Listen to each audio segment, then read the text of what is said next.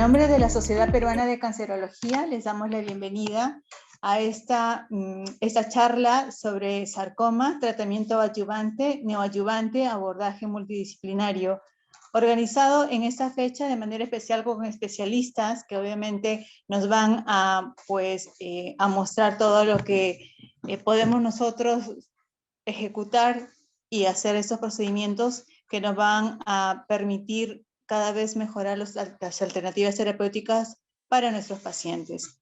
Le doy pase al doctor Víctor Castro, que es uno de nuestros panelistas, el que va a hacer la parte introductoria. El doctor Víctor Castro Oliden es médico oncólogo con estudios de pregrado por la Universidad Nacional Mayor de San Marcos, especialista en la Universidad Peruana Cayetano Heredia, maestría y fundamentos de metodológicos en la investigación en oncología y además médico oncólogo asistente del Departamento de Oncología Médica del INEN y de Oncología A1. Además, director general de la Dirección General de Medicina del INEN. Doctor, le dejamos con el micrófono. Gracias a todos, gracias a la sociedad, gracias al equipo que me acompaña ahora. El equipo es el equipo del Grupo CELDEC. El Grupo CELDEC es una estrategia que nos ha permitido el manejo multidisciplinario de una patología rara como son los sarcomas. Esto nos ha permitido interaccionar, avanzar, comunicarnos y mejorar el manejo de nuestros pacientes, que es lo más importante, ¿no? La estrategia de grupo de trabajo como el Grupo CELDEC es una estrategia, yo creo que hace en el hospital la primera, y que ha permitido avanzar y posicionarnos como grupo de manejo a nivel latinoamericano. En Perú, nuestro grupo es considerado como referente de manejo de sarcomas a nivel del país. La ponencia hoy día es abordaje.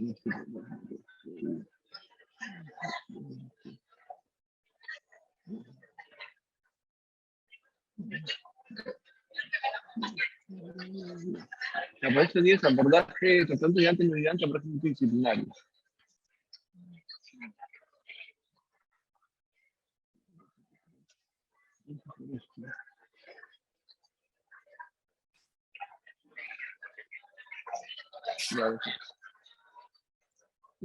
Me va a disculpar que tengo justo en otra reunión ya. Mire, el grupo CELDEC, que es un grupo que maneja sarcomas, es un grupo latinoamericano europeo. Cuando vemos sarcoma es una patología rara, una patología que implica más de 60 tipos histológicos y que implica todo el ámbito, todo el espectro del desarrollo humano, ¿no? Hay patologías propias de niños, como por ejemplo los sarcomas, los rodinosarcomas. Hay patologías de adolescentes, como los sarcomas, hay patologías que se inician en la adolescencia y que después van a avanzar a lo largo de la vida, como los tumores neuronos periféricos. Hay patologías propias de los pacientes mayores, como son los linfosarcomas, linfosarcomas, incluso rodinosarcomas con dos tipos, uno en la parte inicial, niño adulto, y uno en la parte adulta, ¿no? Por tanto, esto implica un manejo especial, un enfoque individual de acuerdo a la patología. Y cuando el grupo habla de sarcomas y hemos vemos de que es como manejar 60 patologías diferentes, o sea, 60 grupos diferentes de tumores, con enfoques clínicos, enfoques médicos, enfoques quirúrgicos, enfoques patológicos, enfoques diferentes. Por eso la importancia de poner un grupo. Cuando vemos también el manejo de los sarcomas de partes blandas y los sarcomas óseos, vemos que estos van a originarse de diferentes vías, ¿no? Diferentes líneas celulares, adiposíticos, neumóticos, fibroblastos, vasculares, pilocíticos, y de acuerdo a cada desarrollo de cada línea celular aparece un tipo especial de sarcoma. Por eso la complejidad de su manejo, ¿no? Y la no posibilidad de hacer un manejo uniforme, único, o todos iguales. Están agrupados por una condición, que es una condición de enfermedad rara, en la cual permite agrupar las patologías para poder manejarlas o tener un grupo médico que permita enfocarlas en forma adecuada, ¿no? Vemos la clasificación de la PUC, con respecto a sarcoma blando, es una gran cantidad de grupos histológicos. La importancia del centro de referencia en el Perú, el centro de referencia del Perú, por vía innata o por vía natural, debe ser el Instituto de Enfermedades Infecciosas del INEN, donde tenemos todos los grupos de trabajo de desarrollo médico. Eso no quiere decir que ningún médico que no esté en el INEN participe, nosotros tenemos participación de los médicos dentro de los grupos de otras instituciones, que es importantísimo, y la importancia de tener otras referencias porque esto va a impactar con respecto a la teoría del paciente. Si un paciente es manejado en forma adecuada, la sobrevida del paciente mejora. Si el paciente es biopsiado en forma adecuada, el tumor no se disemina y por tanto su sobrevida no se modifica. Por tanto, quien lo toque inicialmente o quien lo maneja inicialmente, de eso depende mucho lo que va a pasar hacia adelante con el paciente. Y esto se logra a través de la experiencia internacional, a través no de hacer grupos de manejo de sarcomas en todos los hospitales, en todo el país, no, sino centros de referencias que permitan tener equipos de manejo especializados que puedan hacer el diagnóstico, el tratamiento, el seguimiento, la rehabilitación de los pacientes con sarcomas. El equipo es un equipo multidisciplinario, donde hay participación de médicos, oncólogos, cirujanos, traumatólogos, oncólogos, médicos de radioterapia, físicos, rehabilitadores, patólogos, radiólogos, genetistas, todos muy importantes para poder tener un diagnóstico adecuado, un tratamiento adecuado, un seguimiento adecuado y una rehabilitación adecuada del paciente.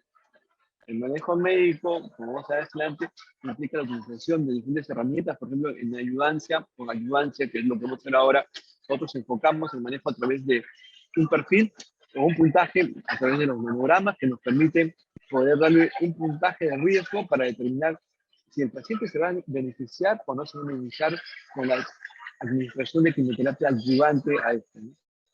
Esto nos permite diferenciar y nos permite decidir si el tratamiento adyuvante va o no va con el paciente, o si el paciente requiere una ayudancia, o si es una enfermedad muy complicada que requiere un manejo quirúrgico.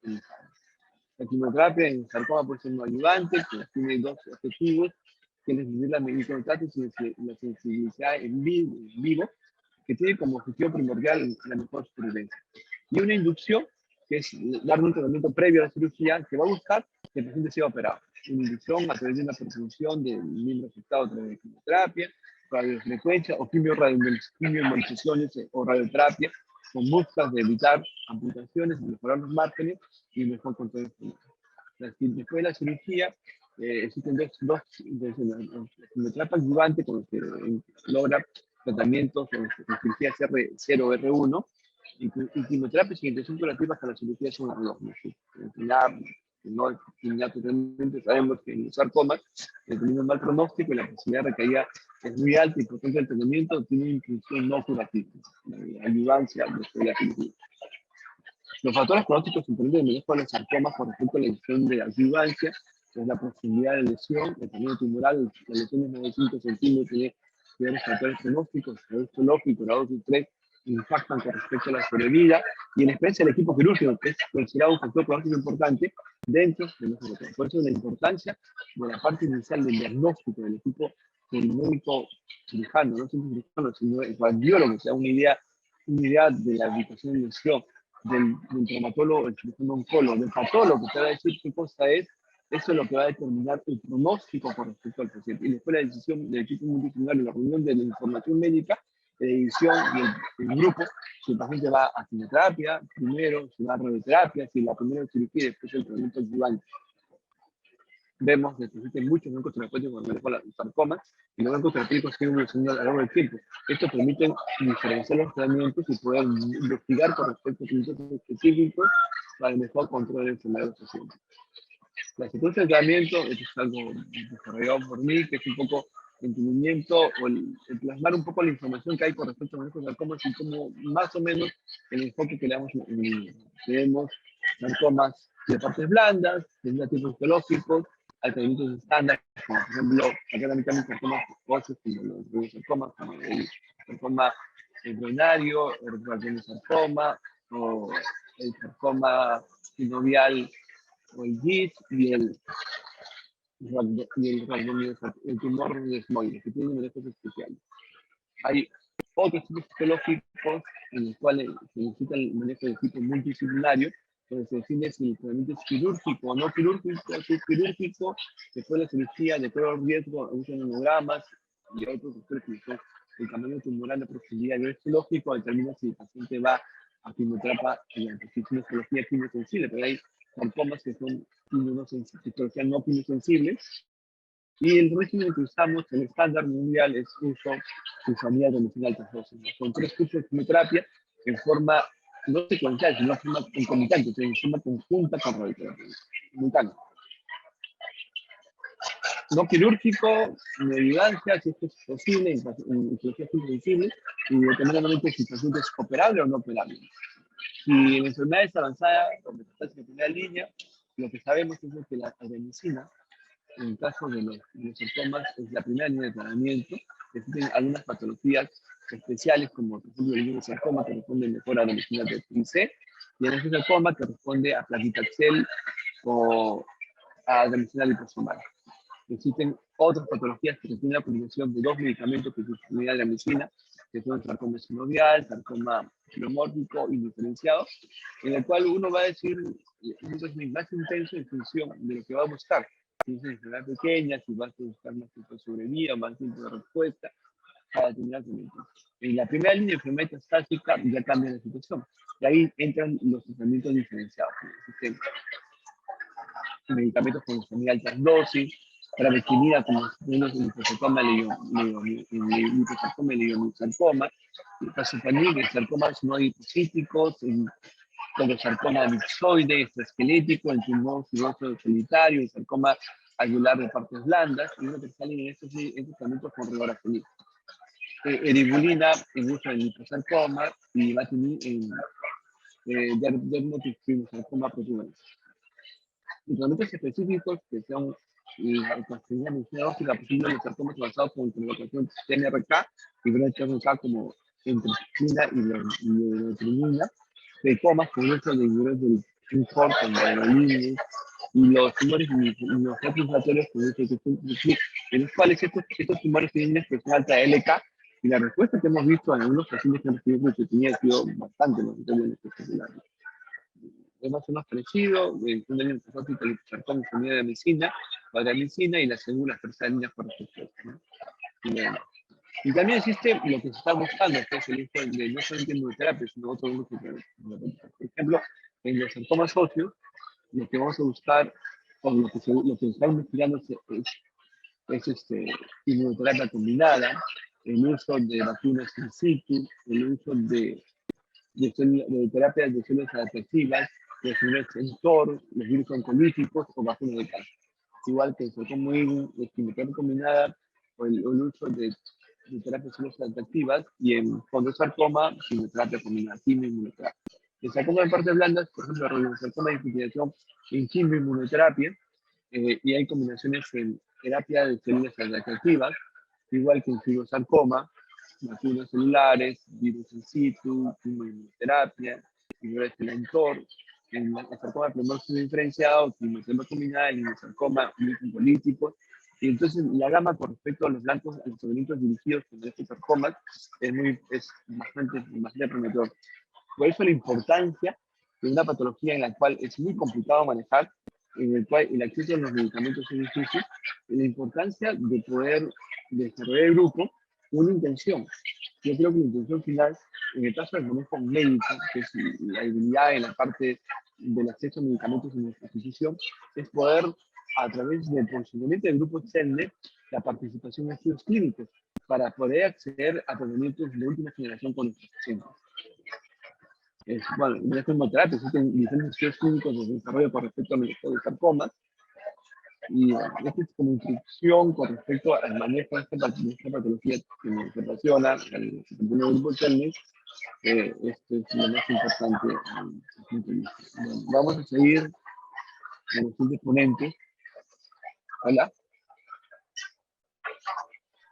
Muchísimas gracias. Muchísimas gracias, doctor Víctor Castro. Ahora vamos a continuar con la presentación del doctor Martín Falla Jiménez. Hola, ¿cómo están? ¿Qué tal, doctor? Buenas noches. Bienvenido, buenas noches.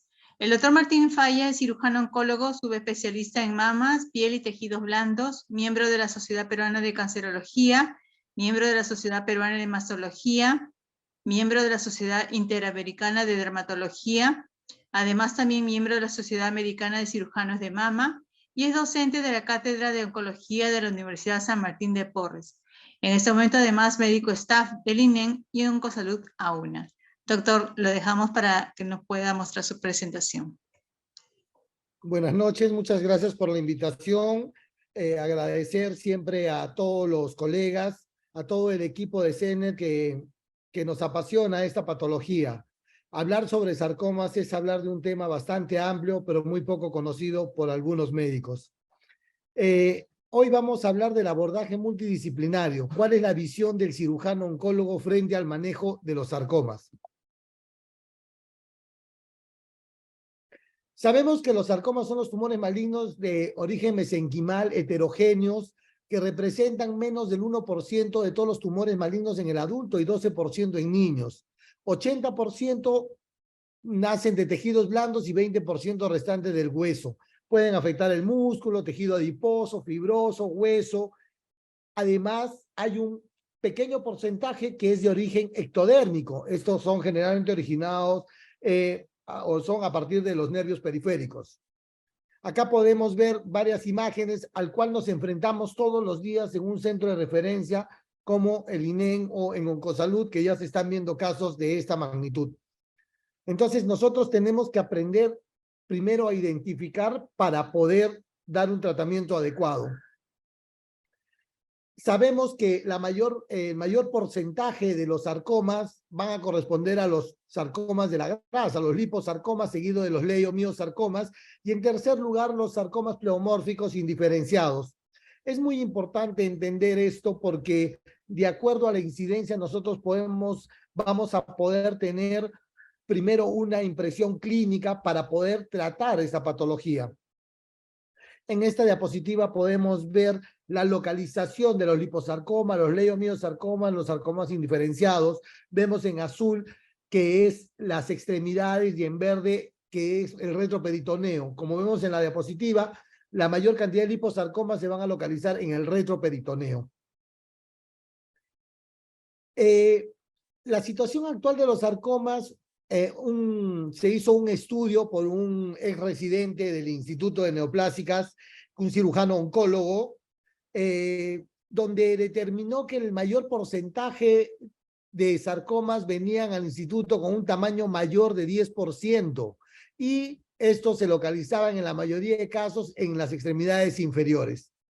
Esto es muy importante tener en cuenta porque de acuerdo a la incidencia nosotros vamos a poder determinar, diagnosticar y tratar. Hoy en día, para hablar de sarcomas tenemos que hablar ya no simplemente de la clínica o la patología, tenemos que hablar de mutaciones, porque según esto nosotros vamos a poder dar tratamientos óptimos. Lamentablemente, para los estudios la incidencia es baja, pero gracias a Dios para los pacientes no representan un gran riesgo. El tratar de determinar qué mutación está implicada con el diagnóstico patológico general nos va a poder permitir dar tratamientos target, tratamientos óptimos y de esta manera poder controlar la enfermedad. Nuestra visión como cirujanos, ¿cuál es? Primero, hacer un diagnóstico adecuado. Eso es sumamente importante, saber diagnosticar, porque la primera persona que toca un sarcoma va a definir su pronóstico. Después de hacer un diagnóstico adecuado, ya se trata no de un manejo unipersonal, sino un trabajo multidisciplinario. Somos un equipo con un solo objetivo, manejar esta patología. Cuando yo me enfrento a una tumoración de partes blandas, yo tengo que tener la clínica para tener una sospecha diagnóstico y luego ampararme en algo sumamente importante que son las imágenes. Para determinar las características, la localización, el compromiso con estructuras adyacentes, debo pedir una resonancia magnética. Vamos a estar en lugares donde de repente no contamos con resonador, pero una tomografía o una angiotomografía puede ser suficiente para tener una valoración casi exacta de este tipo de neoplasias. Al tener la sospecha clínica y la sospecha radiológica, ¿qué tenemos que hacer? La biopsia. El realizar la biopsia me va a permitir determinar qué tipo de sarcoma. Acuérdense que tenemos hoy en día 70 tipos de sarcomas. Cada uno tiene un manejo completamente diferente. Entonces tenemos que determinar qué tipo de biopsia voy a realizar a mi paciente. Y esto también tiene que estar respaldado por un equipo de patólogos o citólogos altamente capacitados y entrenados en estas neoplasias. La biopsia de aspiración con aguja fina aplica diferentes técnicas, su uso es limitado, por lo tanto, nosotros no lo realizamos con mucha frecuencia. Lo que más hacemos es la biopsia Trucat. Es una biopsia core que se toma un fragmento del tejido tumoral, al igual que una biopsia incisional corresponde. La biopsia Trucat es un tipo de biopsia incisional. A veces tenemos que acudir a una biopsia incisional quirúrgica para obtener una muestra mayor. Y cuando se hace una biopsia excisional, cuando la lesión tiene un tamaño menor de 3 centímetros. No tiene sentido que nosotros hagamos una biopsia core teniendo un tumorcito de 3 centímetros y podemos hacer una resección adecuada en un primer momento si tenemos o estamos respaldados por imágenes. Es importante determinar qué biopsia le voy a hacer y cómo voy a hacer la biopsia. No podemos nosotros pensar como si fuera una patología benigna, porque esto va a hacer que posteriormente yo tenga bastante limitación para una cirugía adecuada. Tenemos que planificarla pensando en una reexcisión para lograr un control local. El procedimiento mayor que vayamos a hacer puede afectar la funcionabilidad. Las incisiones, doctores, siempre tienen que ser longitudinales. Es muy importante pensando en un posterior en un segundo tiempo o en una probable recurrencia que tengamos que ampliar. Por eso es importante hacer una biopsia core de inicio. Miren, en esta diapositiva, no quiero que se pase, estas dos son biopsias inadecuadas realizadas a pacientes en edad pediátrica.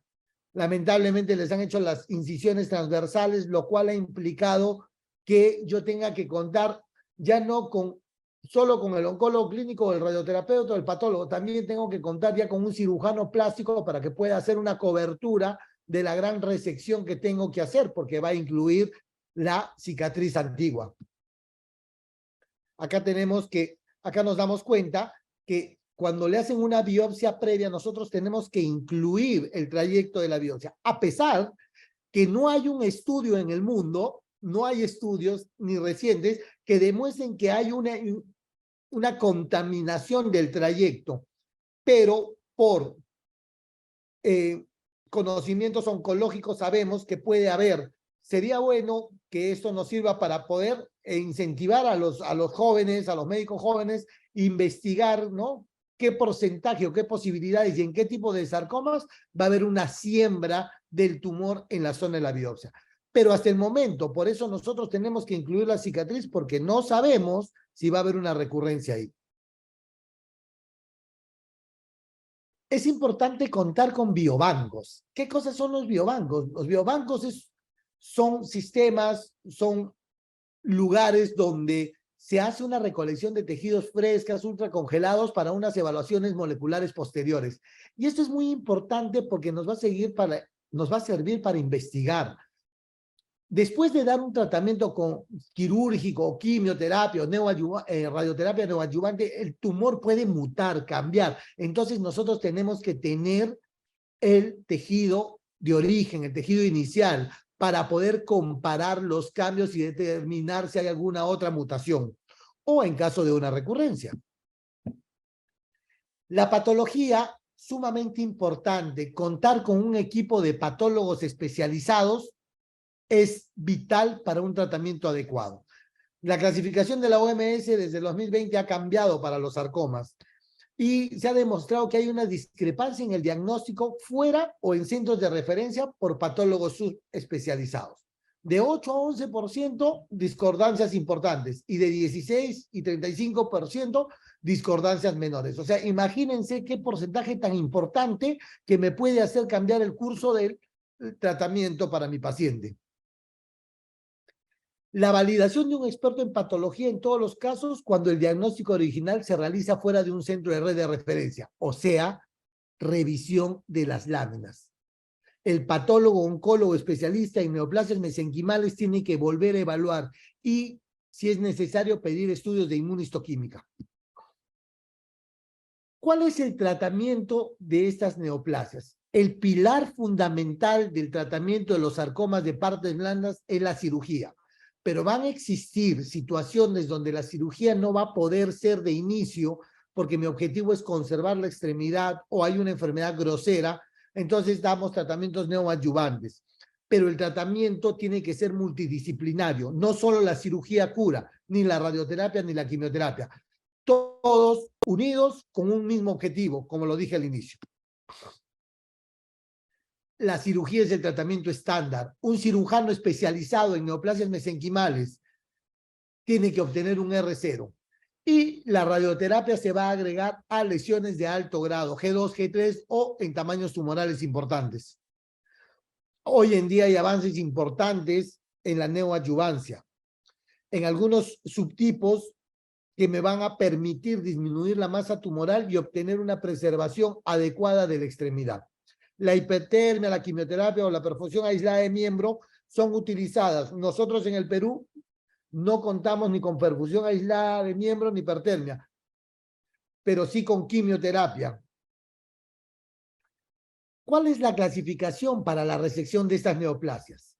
Como en todo tumor o en todo manejo oncológico, R0, margen microscópico sano, R1, microscópico comprometido y R2, macroscópico.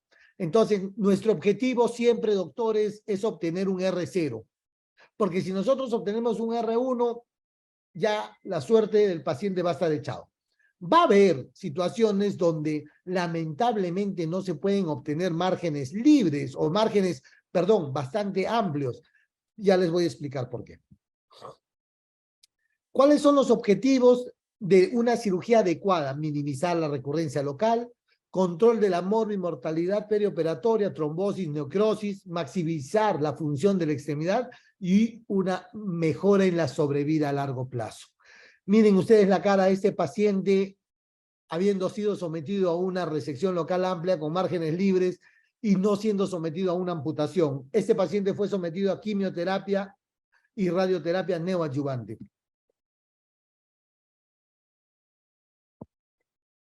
La resección local amplia es la excisión del sarcoma con márgenes adecuados de tejido normal que rodea el tumor. Si hay un tumor, se saca con la pseudocápsula de manera intacta. Y debemos preservar las estructuras neurovasculares si fuera posible. A veces es necesario hacer una resección de esas y valernos de prótesis o colocación de prótesis vasculares, prótesis óseas, para poder reconstruir la extremidad. Miren, por ejemplo, este es un sarcoma de la región escapular donde se tuvo que necesitar la rotación de grandes colgajos para la cobertura de la misma. Resecciones locales amplias, tumores que comprometían la arteria femoral, necesario colocar una prótesis vascular. Y a veces cuando la paciente, el lecho tiende a sufrir, se colocan sistemas de apoyo para el cierre, que es el sistema VAC. Tenemos grandes tumores, lamentablemente los pacientes que llegan a nuestras instituciones son pacientes con enfermedades bastante groseras y tenemos que hacer grandes resecciones y en un segundo tiempo una cobertura adecuada. Los márgenes es importante para el control local. Margen positivo, mayor riesgo de recurrencia y a su vez va a ser mayor riesgo de metástasis. No se conoce el margen exacto. Es muy importante para todos entender que cada sarcoma tiene un manejo diferente. Es diferente un dermatofibrosarcoma donde un margen necesario es más de 2 o 3 centímetros a un liposarcoma donde el plano de clivaje ya o la cápsula es el margen que me va a liberar de la enfermedad. Entonces, es importante conocer la neoplasia para poder tratarla.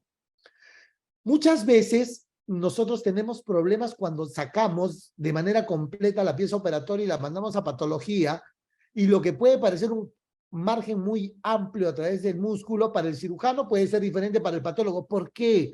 Porque en el momento de la movilización, en el momento de extraer la pieza operatoria, el músculo se tiende a contraer. Entonces esto me va a dar un margen, entre comillas, comprometido o muy cercano, pero es diferente a lo evidenciado en el acto operatorio. Por eso es importante trabajar de manera multidisciplinaria con el patólogo.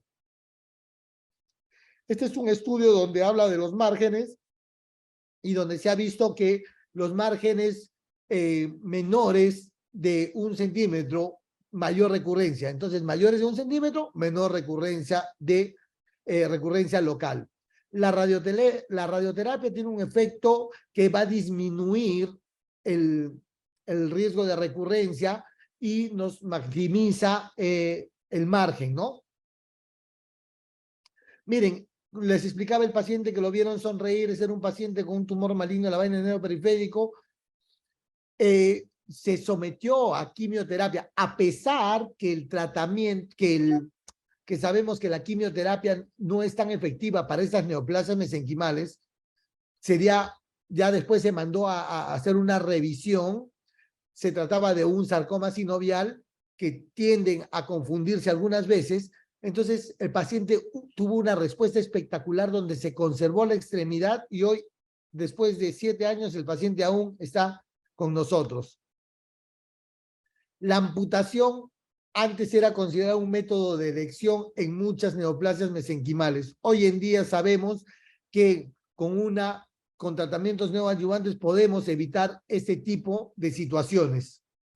Hay casos donde no hay forma de preservar la extremidad por el gran tamaño tumoral o el compromiso de estructuras neurovasculares o óseas, y tenemos que realizar este tipo de mutilaciones bastante dramáticas para nuestros pacientes. En enfermedades avanzadas, nosotros siempre tenemos que trabajar como un equipo multidisciplinario. Tenemos que valorar las metástasis pulmonares, si son o no son resecables, si son metacrónicas, el tiempo libre de enfermedad, quimioterapia y radioterapia, cuáles son nuestras opciones, tratamiento sistémico opcional. Y esto solo se valora en un manejo multidisciplinario mediante juntas médicas que las realizamos con mucha frecuencia. Antecedentes de cirugías comprometidas que vienen de otra institución, al INEN, 76% de los pacientes, o sea, 76% de pacientes son condenados a un pronóstico bastante malo, a una evolución tórpida de su neoplasia. La recurrencia, más del 80% de recurrencia local o distante aparecen en los 2 primeros años. Por eso es muy importante un control adecuado según guías de manejo en cada institución. Las tasas de recurrencia después de una resección local van a oscilar entre 8 a 30%. Si la resección ha sido marginal, 60 a 90%. Y si la resección local amplia, solo de 10 a 20%. Y si le damos radioterapia, solo 5% de riesgo de recurrencia. Entonces, es muy importante cumplir con todos los estándares de manejo. En el Memorial Sloan Kettering, determinaron 5 predictores independientes de la recurrencia: la edad, tamaño, estado del margen, grado del tumor e histología. Sumamente importante. Este es un tumor, uno de los tumores al cual acudimos a otra institución, un equipo de neoplásicas que fue sometido una paciente a una resección, una neonata de 24 días de nacida, y hoy en día la paciente aún sonríe con nosotros, lo cual nos sentimos muy orgullosos como instituto especializado en el manejo de estas neoplasias. Por eso es tan importante que este tratamiento sea en centros especializados. No se puede manejar en un centro donde no tienen el expertise ni la casuística, porque de todas maneras van a cometer errores. La gran incidencia y el manejo de esta patología, por lo raro, va a determinar que yo pueda manejarlo mejor. ¿Cuándo derivar? Cuando tenemos un paciente que presenta un tumor sospechoso mayor de 5 centímetros, con alto clínico y radiológicamente sugestivo de una neoplasia mesenquimal. ¿Por qué se debe derivar? Porque ahí van a discutir los casos, por el número de casos que tienen. por la disponibilidad de las instalaciones y que aplican correctamente las guías de práctica clínica. Acceso a patología molecular, que eso solo cuentan grandes centros, y participación en investigación clínica y transnacional como lo hacemos con CELNET. El seguimiento va a ser cada 2 años porque es muy importante. Los 2 primeros años la recurrencia local es sumamente importante y las imágenes son cada 6 meses o una vez al año de acuerdo a las características de la neoplasia mesenquimal. Entonces, doctores, la visión del cirujano no solo es operar, primero es hacer un buen diagnóstico y un manejo multidisciplinario. Y para que nuestros pacientes terminen sonriendo así, no olvidar que el manejo debe ser multidisciplinario. Nuestro objetivo primordial del manejo de una neoplasia mesenquimal es preservar la extremidad, contar con todos los métodos para un tratamiento adecuado, genéticos, tratamientos con neoadyuvantes, quimioterapia, terapia biológica, individualizar el tratamiento. No tratamos a todos por igual. Cada sarcoma es un manejo diferente de acuerdo a la edad y al tipo. Y un lema que siempre lo comento y lo trato de transmitir a los médicos jóvenes residentes: la primera persona que toca un sarcoma define su pronóstico. Y como dice Bugs Bunny, eso es todo, amigos. Muchas gracias por su atención. Espero que haya sido una visión global desde el punto de vista quirúrgico multidisciplinario.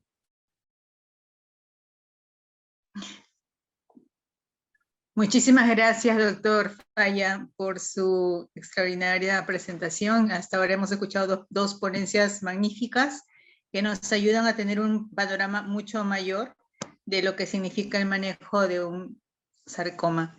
Ahora, pues vamos a dejar tal vez para el final las preguntas. Vamos a continuar con la presentación del doctor Alberto Lachos Dávila. ¿Está con nosotros el doctor? Buenas noches, doctora. Buenas noches a todos. ¿Cómo están? Gracias por la invitación a participar en este evento y compartir con ustedes algunos datos recientes sobre el rol de la radioterapia en el tratamiento de sarcomas de partes blandas. Bien. El doctor Alberto Lachos Dávila es médico asistente del Departamento de Radioterapia del INEN y de Oncosalud AUNA. Es presidente del Cuerpo Médico INEN y miembro titular de la Sociedad Peruana de Cancerología y de la Sociedad Peruana de Radioterapia, y actual presidente de la Sociedad de Radioterapia de Perú, y también es director general de la Dirección de Radioterapia del INEN. Lo dejamos, doctor, para su presentación.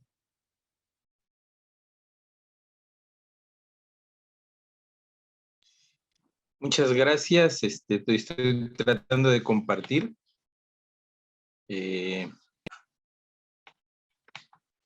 Aunque aquí me pide, me da opciones de compartir, no me permite compartir la presentación. Aquí está, ok, perfecto.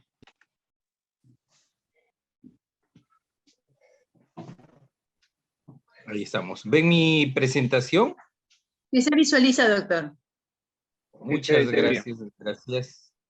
Bueno, ya he sido presentado por la doctora Regalado, muchas gracias. Ya hemos escuchado a los doctores Falla y al doctor Víctor Castro sobre el rol de la cirugía y de la medicina oncológica, el tratamiento sistémico en el tratamiento de los sarcomas de partes blandas, ¿no?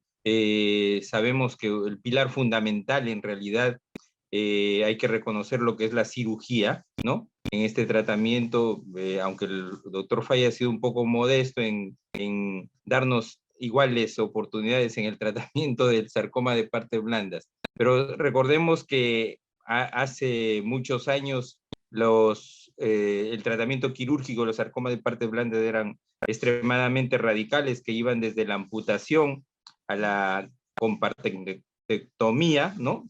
Se retiraba una resección radical del compartimento muscular, que obviamente posterior a eso no siempre la radioterapia tenía un rol. Sin embargo, estudios posteriores demostraron que hacer una resección local amplia, como vemos aquí, y una radioterapia adyuvante permitía en sarcoma de partes blandas de extremidades, conservar la funcionalidad de la extremidad y así tener una calidad de vida óptima en el paciente que desarrollaba sarcomas de parte blanda, ¿no? Esto es como preámbulo.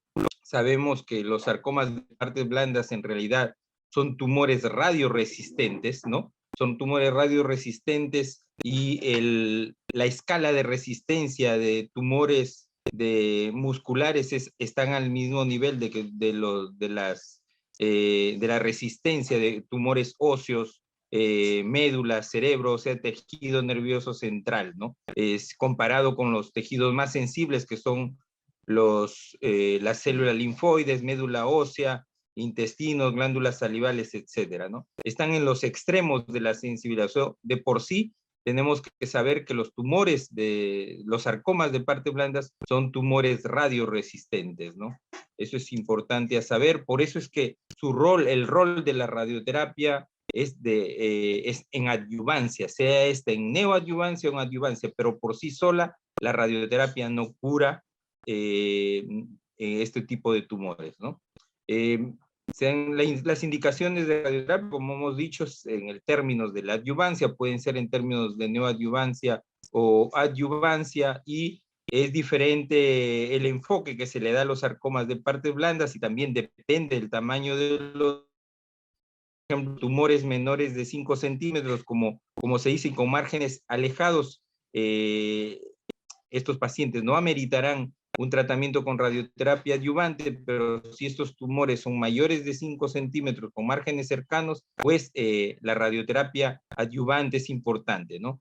Y el rol de la radioterapia, como lo vemos más adelante, en sarcomas de partes blandas es sobre todo en términos de adyuvancia. Cuando hablamos ya de tumores de alto grado o grado intermedio, ¿no? Tumores de mayores de 5 centímetros, pues en estos casos sí, la adyuvancia es importante, así tengamos márgenes mayores de 1 centímetro o menores de estos, ¿no? Pero aquí ya podemos ver que la radioterapia interviene tanto en la neoadyuvancia como en la adyuvancia. La sobrevida libre de recurrencia mejora de manera muy importante, incluso la adyuvancia mejora la sobrevida global en más de 7% en este tipo de tumores, ¿no?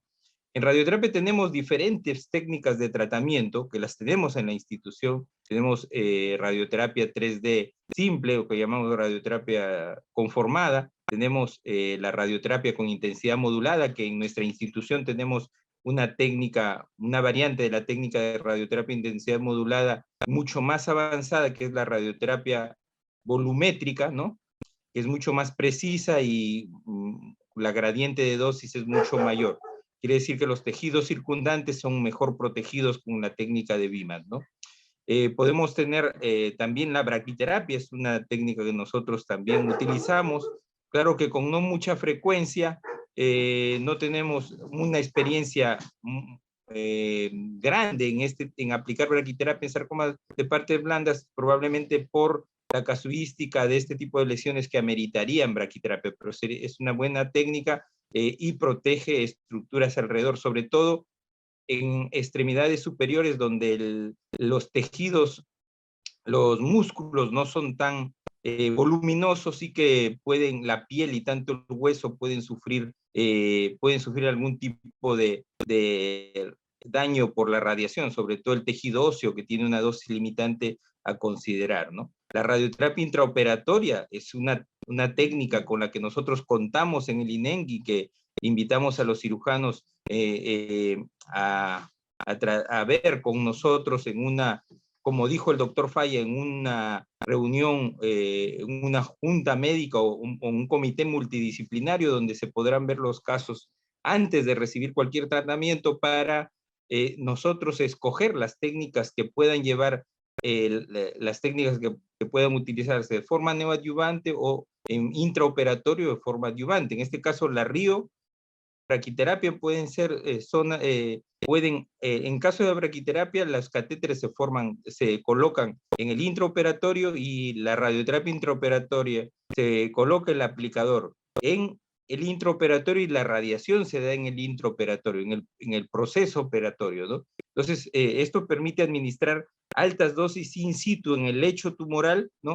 Y hay ventajas en localizaciones anatómicas, ¿no? Que son muy cercanas al hueso y que nos permiten radioterapia externa no irradiar toda la circunferencia del brazo, ¿no? Hay que tener en cuenta que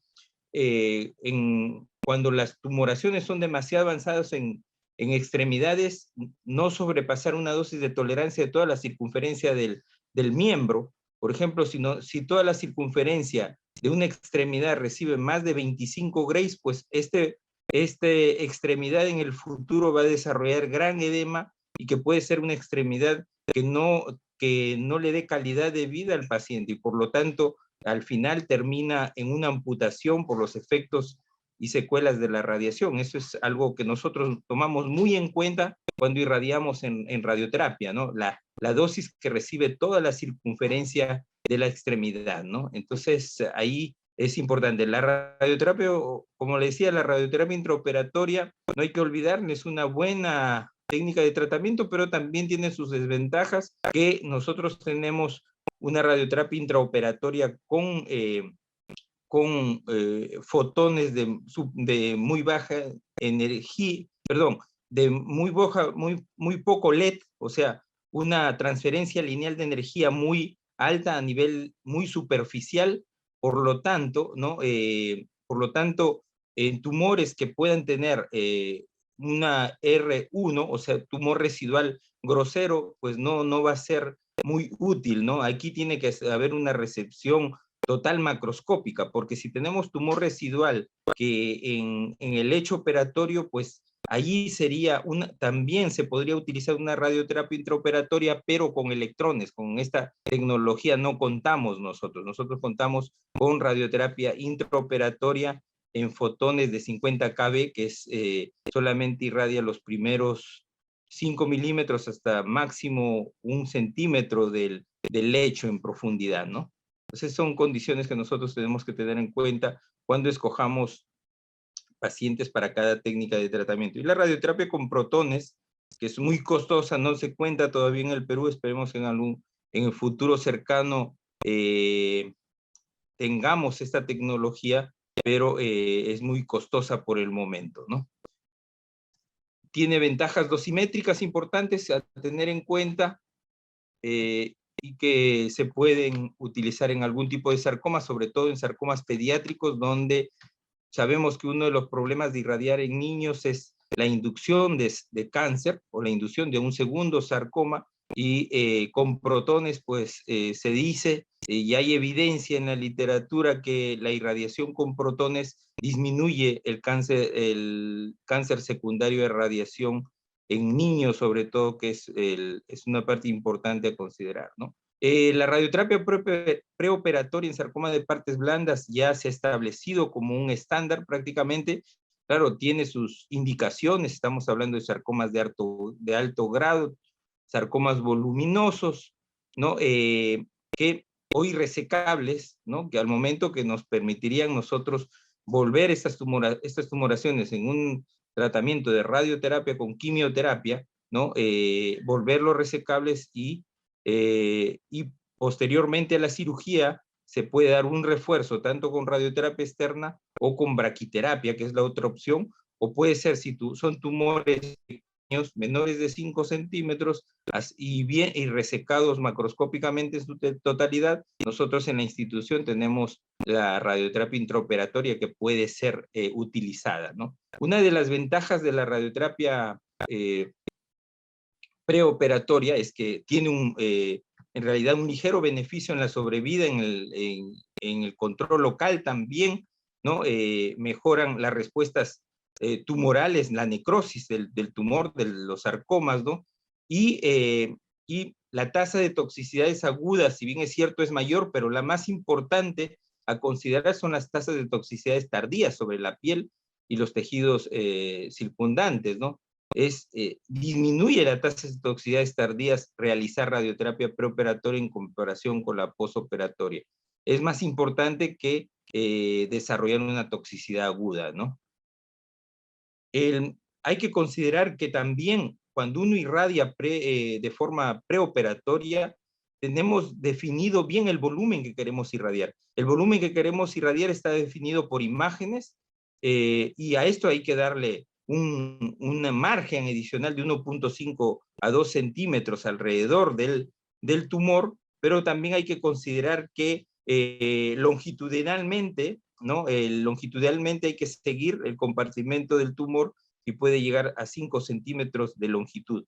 Y de forma radial, 2 centímetros, o también considerar las barreras anatómicas propias del compartimento anatómico que no sobrepasen los límites, ¿no? de estos compartimentos, ¿no? Por eso eso ya se evalúa con la imagen al momento de la delimitación de volúmenes. Y el volumen planificado, que esto más que todo es recomendable hacer alrededor de 5 milímetros y van a depender de las incertidumbres de inmovilización y geometría, sobre todo del paciente, ¿no? Eso sí es un término, una condición que nosotros vemos en el departamento de radioterapia para delimitar volúmenes a irradiar, ¿no?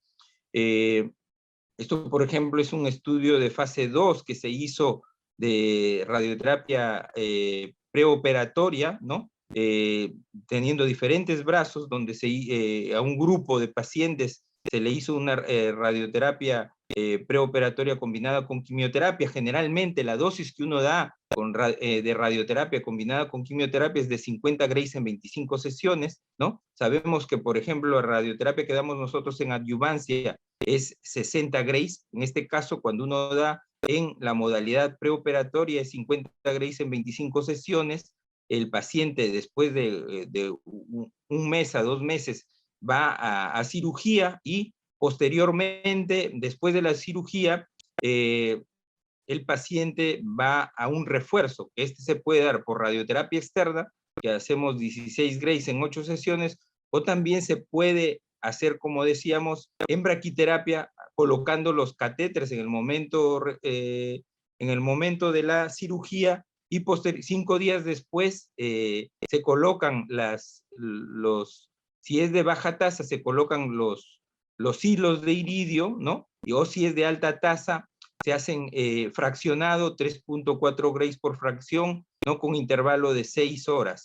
Esto se hace digamos, en 48 horas, ¿no? Con intervalo de 8. O también, como decíamos, en el mismo acto operatorio se entrega, se administra radioterapia intraoperatoria de 10 a 12.5 grays en una sola fracción, obviamente, porque es dada en el momento intraoperatorio, ¿no? Según este protocolo, ¿no?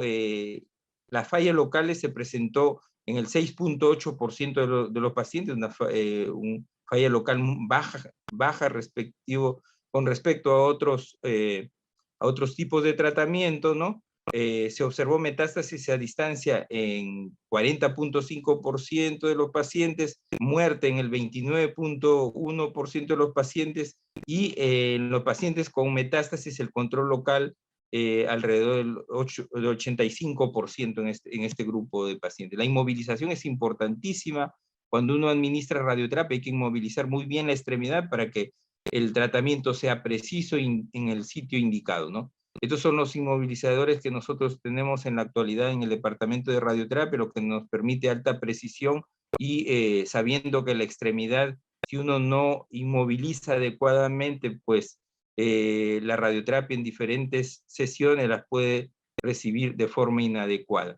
Estos son las recomendaciones para delimitar los diferentes compartimentos, los tumores de diferentes compartimentos. Como decíamos, el margen superior está entre 4 y 5 centímetros, de forma radial alrededor de 1.5 centímetros, ¿no?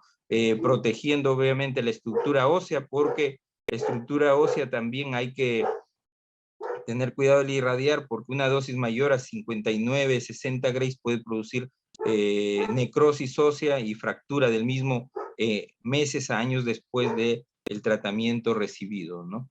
La delimitación de volúmenes, como lo hemos visto, este es el gross tumor volume, o el volumen grosero, ¿no? Tumoral, y a este se le da al GTB se le da un una ampliación, un margen que llamamos el volumen clínico, que corresponde a la probable enfermedad microscópica, que generalmente en longitudinal es alrededor de 4 centímetros y en radial de 1.5 centímetros.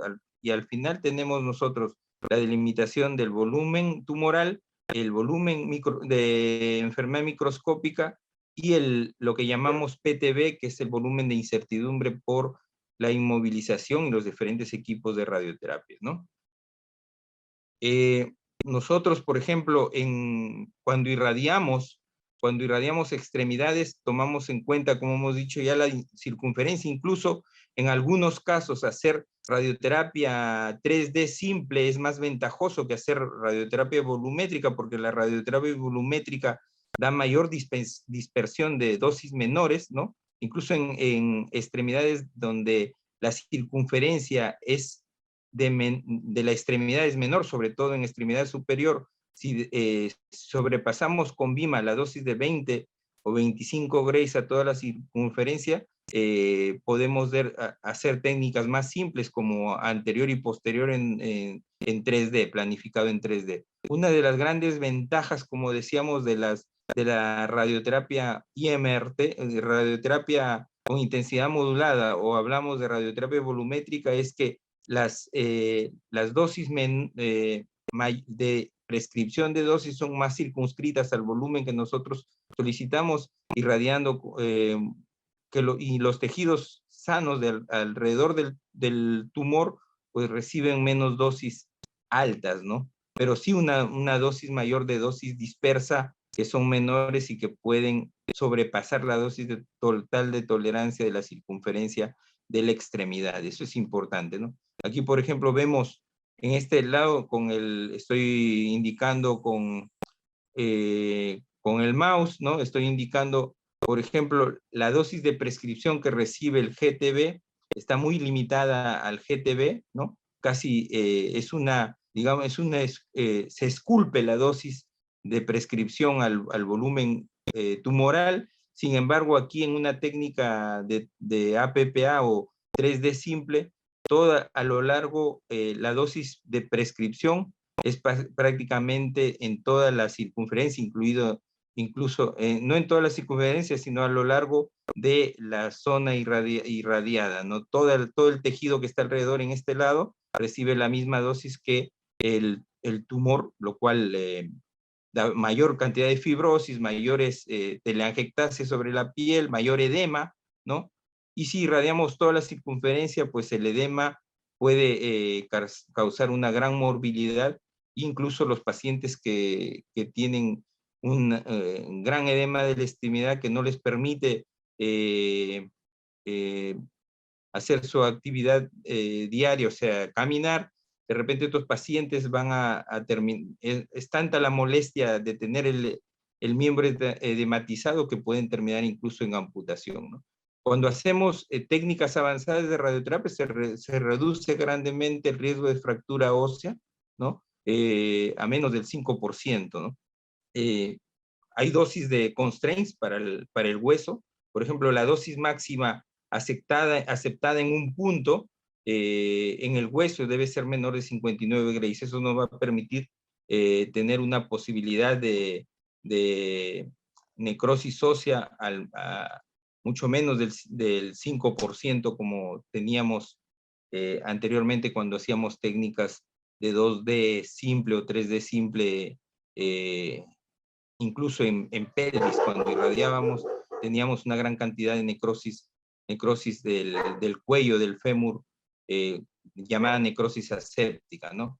Aquí podemos ver nosotros la técnica que nosotros podemos utilizar en braquiterapia. Se colocan catéteres alrededor, a lo largo del lecho tumoral, del lecho quirúrgico, ¿no? Y 5 días después se puede administrar la radioterapia, que sobre todo en la modalidad de braquiterapia, a través de esos catéteres, migra la fuente de radiación, dando la forma del lecho quirúrgico, ¿no? Del lecho tumoral, para cubrir toda esta zona sin irradiar de forma muy circunscrita al lecho quirúrgico, con alto control tumoral y disminución en la posibilidad de recurrencias, ¿no? Como tenemos la radioterapia operatoria, hay una radioterapia operatoria que se hace en los aceleradores lineales. Nosotros no tenemos en realidad toda la facilidad para tener un acelerador lineal en sala de operaciones, lo cual tendríamos, por ejemplo, electrones en el lecho quirúrgico, ¿no? Lo cual la irradiación con electrones y fotones de 50 kb, como es el río que tenemos nosotros, la radiación es muy circunscrita, ¿no? No va en profundidad, se detiene inmediatamente de acuerdo a la energía que uno utilice, y esto pues se va a reflejar en menor toxicidad de los tejidos circundantes al lecho quirúrgico, ¿no? Bueno, no todo es tecnología, como ya se ha visto, el gran desarrollo que existe en la oncología médica, que nos permite ver las diferentes mutaciones, como ya se dijo, nos va a permitir seleccionar bien al paciente para los tipos de tratamiento, lo cual obviamente se va a manifestar en la mejor selección del paciente, en el mejor tratamiento y mejoras en la sobrevida de ellos, ¿no? Esto es lo que tengo para compartir con ustedes. Muchas gracias por la atención. Esperamos el bloque de preguntas. Gracias, doctora Regalado. Hola. Hola, ¿me escuchan? Sí, doctor. ¿Me escuchan? Sí, escucho. Sí, doctor. ¿Qué tal? ¿Cómo están? Bueno, seguimos con las presentaciones. Dentro del grupo tenemos al doctor Darwin Salazar, médico asistente del Servicio de Endoscopía Oncológica del INE, miembro de la Sociedad Latinoamericana de Tumores Musculoesqueléticos. Tenemos la gran valía del doctor Darwin como oncólogo traumatólogo del instituto. Adelante, Darwin, por favor. Buenas noches a todos. Estoy tratando de compartir la pantalla, a ver.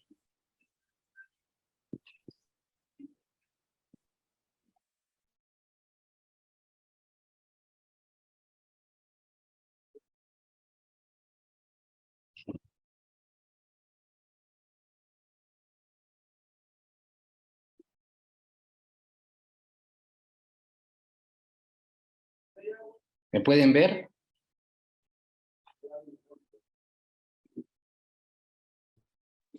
Sí, Darwin, se te ve bien, se te ve bien. Muy bien, vamos a ver. Bueno, buenas noches a todos.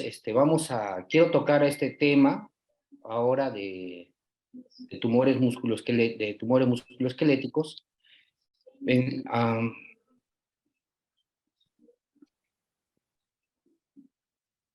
Muy bien.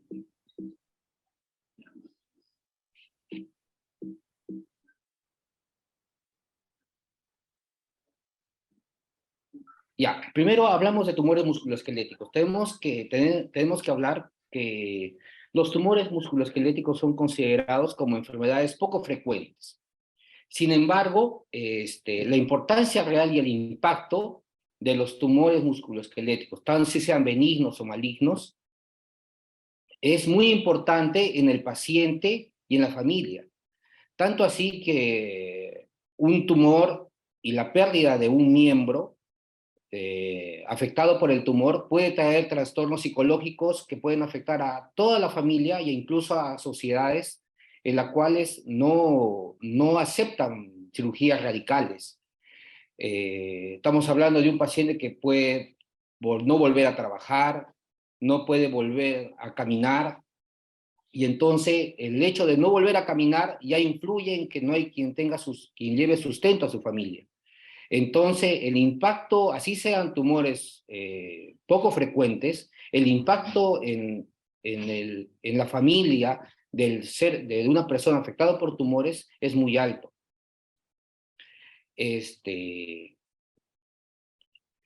Es importante, ahora que estamos aquí todos reunidos, saber cuándo referir al paciente. Esto es muy importante, porque nosotros, al ser un centro de referencia como el INEI, recibimos pacientes de todo el Perú, y la mayoría de veces, si no es que un poco más, los refieren al paciente en forma tardía.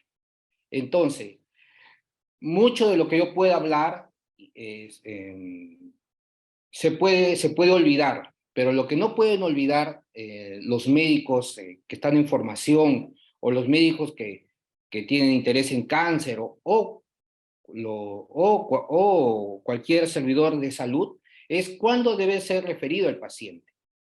Cuando hay un tumor en partes blandas mayor de 5 centímetros, que sea profundo a la fascia o cerca de un eje nervioso o vascular, debe ser referido el paciente. Ese paciente no puede estar esperando una resonancia magnética en un hospital de Piura un mes o esperando una ecografía en Iquitos 2 meses para recién juntar dinero y poder viajar a Lima.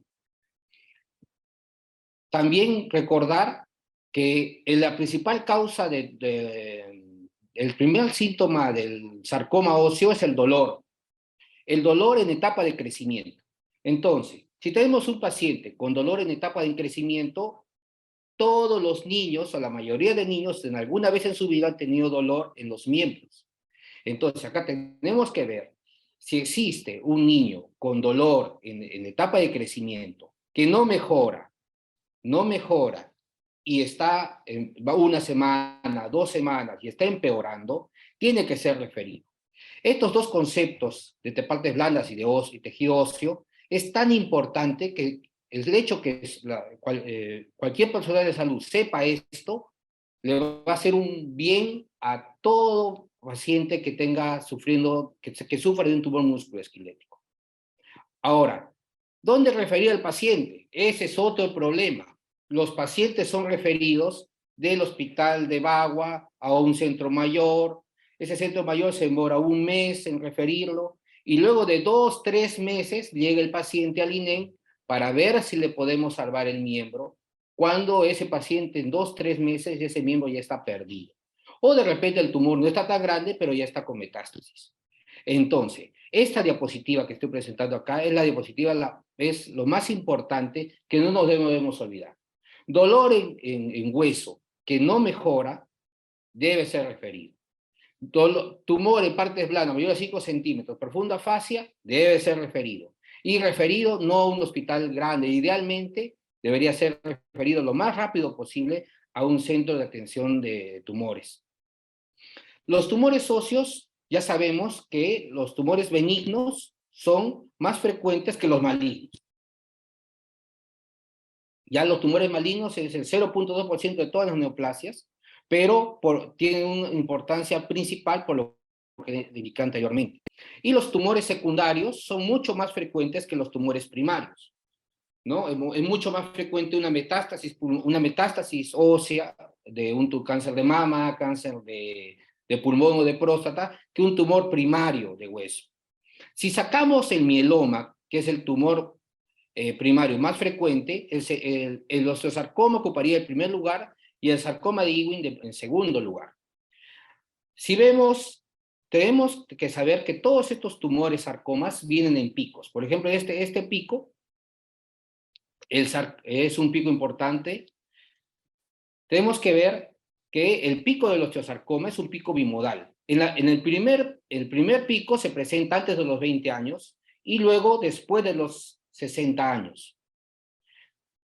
¿Por qué es importante saber la diferencia? Porque, por ejemplo, en los sarcomas de partes blandas no se presentan picos. Mientras va creciendo, mientras el paciente se hace más viejo, mientras va aumentando la edad, va incrementando el porcentaje de tumor, a diferencia del osteosarcoma. Muy bien.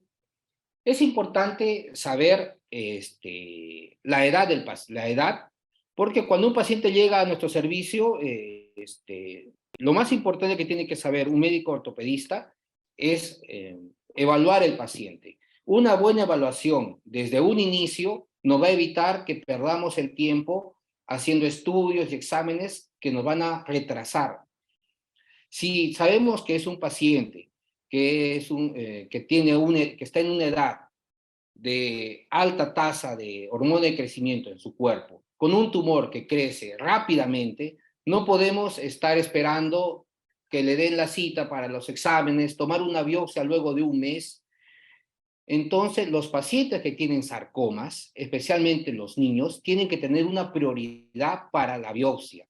No pueden ser introducidos al mundo de todos los pacientes que van a la biopsia.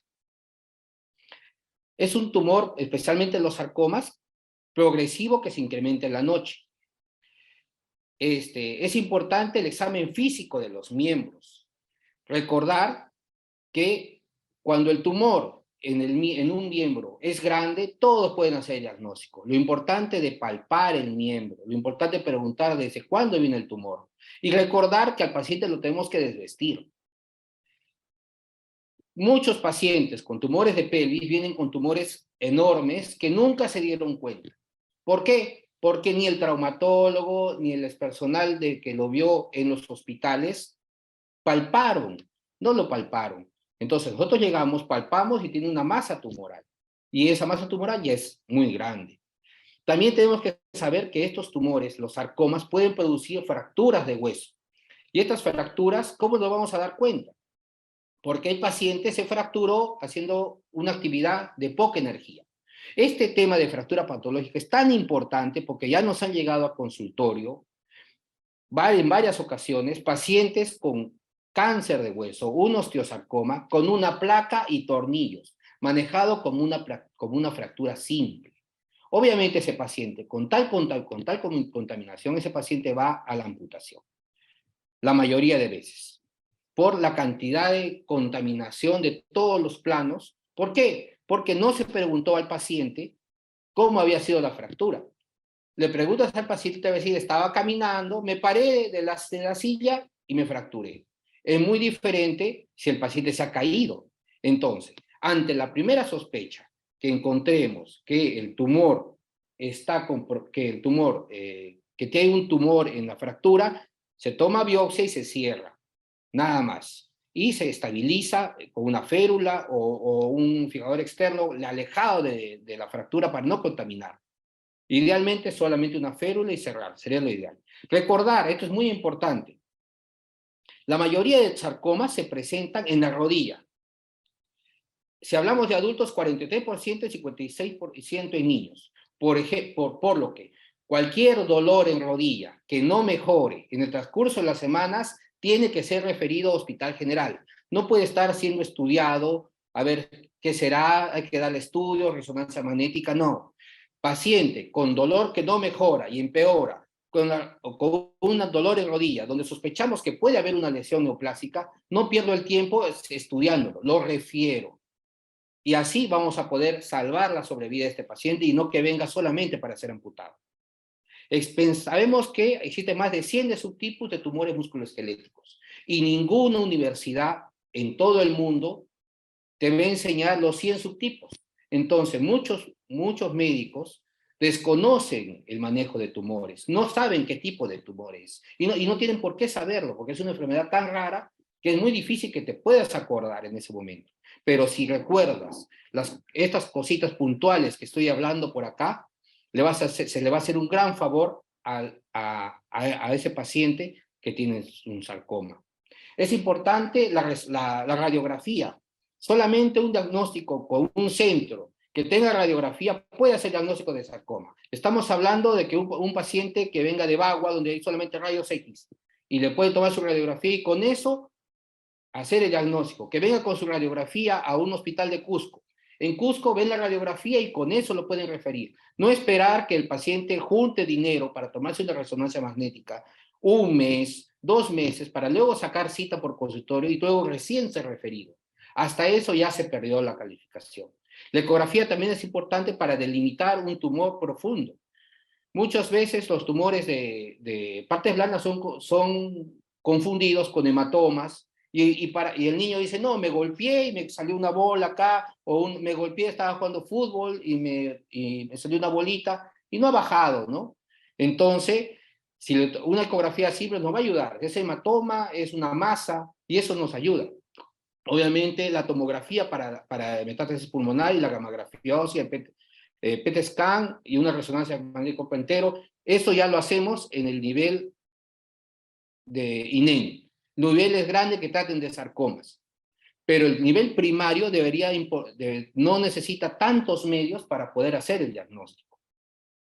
Si hablamos de biopsia, ya en el último consenso de la Sociedad Latinoamericana de Tumores Musculoesqueléticos, es preferible hacer la mínima invasión, por lo cual se sugiere que la biopsia guiada por tomografía o biopsia guiada por ecografía debería ser el gold estándar de todos los pacientes que tienen un tumor musculoesquelético. Si el paciente tiene un tumor extenso, muy grande, obviamente lo podemos hacer sin ninguna guía, pero si el tumor es pequeño, debería ser con una biopsia guiada, con un imagenólogo que conozca por dónde va a ser la cirugía, por dónde va a ser la incisión. Estamos hablando de acá de un grupo interdisciplinario en el cual todos conversemos y las biopsias no sean en lugares donde no nos van a ayudar. Ya si es que no se puede hacer con aguja, tendrá que ser una biopsia incisional. Entonces es muy importante la importancia del equipo interdisciplinario. Ya en las últimas reuniones del grupo de sarcomas latinoamericano de tumores musculoesqueléticos, ya no estamos hablando de reuniones multidisciplinarias, ya se está hablando desde España incluso, ya reuniones interdisciplinarias, porque entre nosotros tenemos que interactuar, tenemos que estar unidos. Cuando va a hacer biopsia, el cirujano hablar con el imagenólogo que va a hacer la biopsia. Cuando se toma la biopsia, hablar con el patólogo para que nos indique por dónde, para ver si los márgenes están bien o no. Luego hablar con el doctor de medicina. Entonces debería haber un grupo donde nos juntemos todos para conversar para la toma de decisiones. Ya, si hacemos una biopsia incisional, lo ideal es una ventana oval, ¿no? Para no contaminar. Una vez que tenemos el diagnóstico de sarcoma o de una enfermedad maligna, planificamos la cirugía. Obviamente, si se puede salvar el miembro, este paciente va a quimioterapia neoadyuvante que lo da el Departamento de Medicina Oncológica, y nosotros previamente estadificamos la enfermedad. Estadificamos la enfermedad, si tiene metástasis, si tiene compromiso ganglionar, si quiere, qué tan grande es el compromiso local, si va a ser necesario colocar un injerto vascular, todo eso se evalúa en el equipo. Una vez que está el diagnóstico, ya Enekin nos informaba que solamente nos daba un estadiaje para clasificar los tumores que nos va a ayudar en el pronóstico. Por ejemplo, si son de bajo grado, de alto grado, o si tienen metástasis. Esta clasificación tan sencilla nos va a ayudar muchas veces a tomar decisiones. Y yo sé que el tiempo es corto, entonces vamos a seguir con la idea. El paciente llegó, hicimos un buen diagnóstico, se hizo una buena biopsia, salió la patología, tenemos el diagnóstico, el paciente en un grupo multidisciplinario va a neoadyuvancia. Tiene mala evolución con la neoadyuvancia, y se planifica cirugía radical, como podemos ver acá. Si tiene mala evolución. Ahora, si el paciente llega a un tumor muy extenso, va a cirugía radical. Pero si el paciente va con buena evolución en la quimioterapia, es muy diferente tratar a un niño de un adulto. Si tenemos un paciente joven, podemos hacer injertos autólogos, injertos, endoprótesis, para tratar. Lo más importante en los niños es tratar de salvar el cartílago de crecimiento, porque ese miembro va a crecer. Obviamente es importante saber que las niñas crecen más rápido que los niños. Entonces las niñas tienen una mayor facilidad de poderlas operar antes. Los niños muchas veces tienen 14, 15 años y todavía no tienen la talla de adulto. Entonces no podemos poner una endoprótesis. Por ejemplo, acá tenemos un caso, con este caso de acá, donde hicimos tratamiento con crioterapia, con nitrógeno líquido, y volvemos a colocar el hueso con una placa y tornillos, salvando el cartílago de crecimiento para que este miembro vuelva a crecer. Y aquí vemos cómo flexiona y va todo bien. Ahora, si son adultos, podemos retirar el hueso sin hacer reconstrucción. Por ejemplo, en peroné proximal, acá tenemos un hueso que peroné con su nervio, con el nervio que no pudimos salvar, y el paciente quedó con una lesión de nervio peroneo, pero que nosotros lo podemos recuperar con plastías después. Lo importante es salvar el miembro. La clavícula, la pelvis, en la zona 1 y la zona 3 puede ser resecada sin reconstrucción. Por ejemplo, acá tenemos un niño que viene justo con su uniforme del colegio, porque el niño ya ahí ya realiza su actividad física, su actividad mental. El niño no se aísla de sus compañeros, sigue aprendiendo, sigue estudiando y caminando con su prótesis. Y acá tenemos un paciente ya mayor, de 40 años de edad, donde también se le colocó otra prótesis. Esta paciente con una prótesis, donde vemos que el paciente luego que recibe su quimioterapia bien dada por el departamento de medicina, nosotros podemos darnos el lujo de poderle recuperar y posteriormente regresar a su quimioterapia posterior. Y ahora estamos colocando una prótesis Lumic, en la cual resecamos, hacemos una impresión tridimensional de la pelvis y colocamos una prótesis. Esta es la primera prótesis que se colocó en un hospital público que se ha hecho acá en Neoplásicas. El manejo postoperatorio, evaluar la anatomía postoperatoria, el paciente regresa a quimioterapia, controles periódicos para evaluar la recurrencia, el paciente tiene que ser evaluado por terapia física, psicología y por todo el equipo. Gracias por su atención.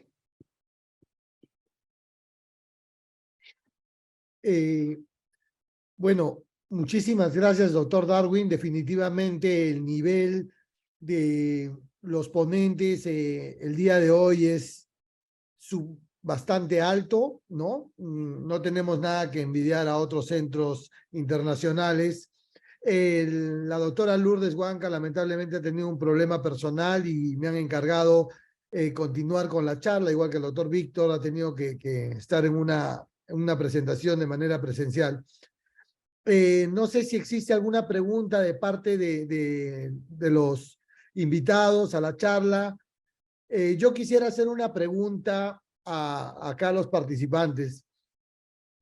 Es muy importante que nosotros fomentemos o tratemos de incentivar a los médicos jóvenes a saber identificar estos tumores y tratar de hacer algún grupo. De repente, hoy en día con esto de las redes sociales o de WhatsApp, para poder tener como un centro de orientación, ¿no? No sé qué opina el doctor Lachos, el doctor Darwin Salazar respecto a esto.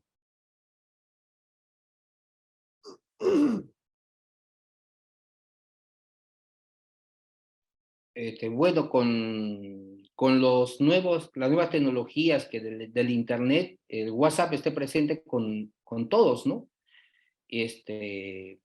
Ya he sabido que ya siempre los médicos que han rotado en el INEM siempre se comunican a veces con nosotros para preguntar, ¿no?